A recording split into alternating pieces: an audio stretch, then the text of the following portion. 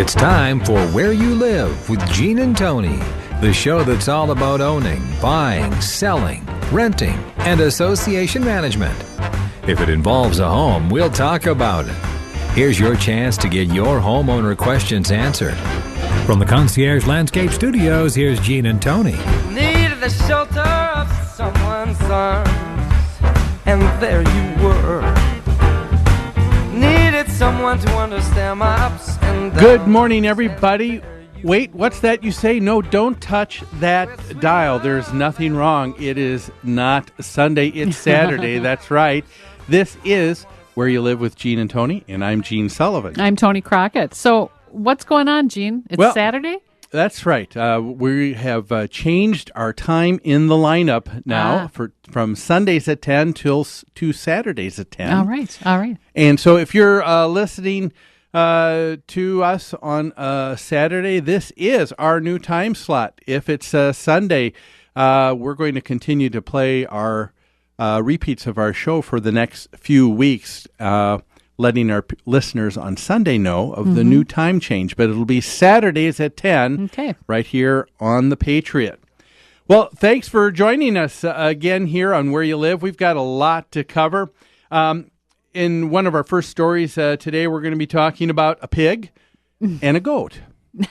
One is interesting. Very exciting. Yes, one is shunned by the homeowner association board. The other is welcomed, and we'll talk about that. Which is which? Yeah, we also have a very interesting lawsuit that's taking place. Where, you ask? Las Vegas, Nevada. That hotbed of controversy for HOAs surely is the state of Nevada. We're going to talk about that, and also a little bit later in the show, very interesting. Maryland Supreme Court has handed down a case that talks about responsibilities with disclosures that the association board and management company have with homeowners who are purchasing. So a lot to cover, but let's begin with property management in the news. Property management in the news is brought to you by Pest Control Services. When you need to get rid of unwanted pests in your home or rental property, call someone who's responsive, professional, and a proud member of Angie's List. That's Greg Keener at 952-894-9748, Pest Control Services. Well, let's deal with that first story, a pig and a goat. Now, Tony, you remember we had on the show maybe a few months ago the Sardo family, and they had a pet pig named Wilbur. I remember. Yep, the pot-bellied pig. Yes. For our listeners, if you recall, the Sardos had a pot-bellied pig as a pet. This pig was not outside, was not kept outside in any kind of pen. It was inside, just like any other dog or cat. The catch being they lived in a homeowners association, right? Yes, that's right. And they had some specific rules that only domesticated pets could be kept in the home, and you cannot have farm animals. But I'm sure the governing documents were stating that because people living in this area, single-family detached homes, could not have a second outbuilding and have some chickens or a pig or livestock. So the association looked at Wilbur and said, "No, you're keeping livestock. Yeah, it's you're a pig, so you can't keep him here in this neighborhood." That's right. But we've got news. We said we would keep track of this, and this last week, folks, Channel 13 KTRK had across their news that evening 2 words: Wilbur won. It says the Sardo family. They have been fighting for a year and a half to keep their piglet Wilbur as a pet. And it says that the judge ruled that while the purpose of a homeowner association is to preserve the appearance of the neighborhood, they thought that in this case that they were going overboard in their interpretation. The Sardos, of course, could not be happier. and they are now allowed to be able to keep Wilbur as their pet. What do you think? That seems like the right decision, don't you think? I do. You know, in cases like this, it's always always difficult. But I've got to say that's really the purpose of civil court.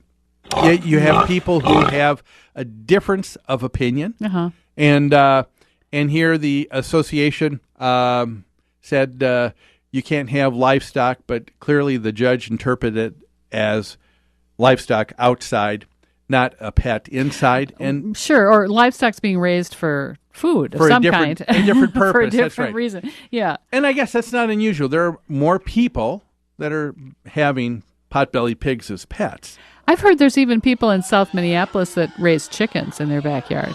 Now, I can't remember if that's against code or if it's allowed by code, but I have heard that rumor. Yes. Yeah. Well, anyway, to the Sardo family, we say congratulations, and Wilbur, welcome home. But that was the pig being shunned by their association board. Yeah. But we have another board that took a look at a goat or a few goats, and they welcomed them. Okay, what's the story behind that? The story on this is from San Clemente, California. There is, in that area, in that region, there have been, it's been very dry for a long period of time. Yeah. And this one homeowners association had about 15 acres of land connected that was owned by the association that was just growing up as wild, brush right? and Yeah. weeds. And the fire department in San Clemente said, you know what, we've got a concern with as dry as it is. Yeah. This could start a brush fire. It would just be kindling. And so they asked the association to please remove 15 acres of wild growth. Wild growth and shrubs. And so I thought what the association did here was really creative. Yeah.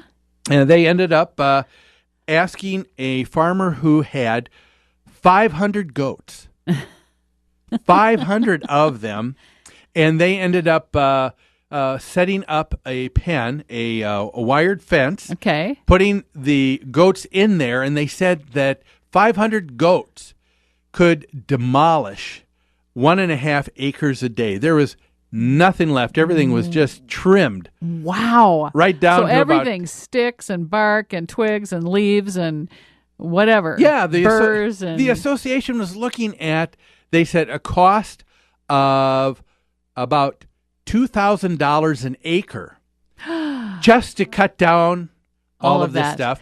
And that wasn't even the cost to remove it. Oh, once you have everything cut down. But here, 15 acres, that would have been $30,000 just to cut it all down. Then they have to pay something to remove extra. it. Man, and this is genius. This goat idea. Yes, and it was much more cost effective. The guy who owned the goats was happy to have this set up, and for a while, this homeowners association California ended up having a petting zoo. And homeowners, kids, people came out, and people just welcomed. Goats. I bet that was fun to watch, What and the a kids sight, probably huh? loved it. Yeah. What do you think of that? That's a fabulous idea. Talk about creativity. Yeah.